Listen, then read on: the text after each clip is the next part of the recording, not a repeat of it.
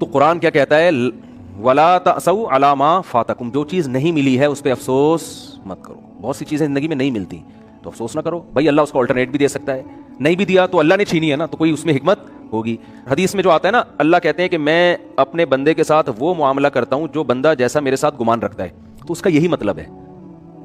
लोग क्या समझते हैं कि यार हम तो अल्लाह से बहुत गुमान रखते हैं कि इतनी दौलत अल्लाह हमको देगा, लेकिन अल्लाह तो दे ही नहीं रहा। हम तो 6 साल से अल्लाह से उम्मीदें लगा के रखे हुए, पैसा मिलेगा हमें, तो हदीस में तो आता है जैसा गुमान रखोगे वैसा होगा। तो पैसे तो पान गुटके के नहीं निकलते यार, हम तो गुमान रख रख के थक गए।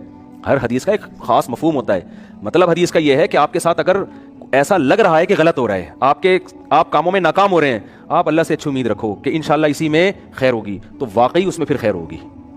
जैसे यूसुफ अलैहिस्सलाम कितने गमों में थे ना, लेकिन अल्लाह से उम्मीदें लगा के बैठे हुए थे, इसमें मेरी खैर है। याकूब अलैहिस्सलाम के दोनों बेटे बिछड़ गए, लेकिन कह रहे हैं आलमु मिनल्लाहि मा ला तालमून, मैं अल्लाह के बारे में वो कुछ जानता हूं जो तुम नहीं जानते।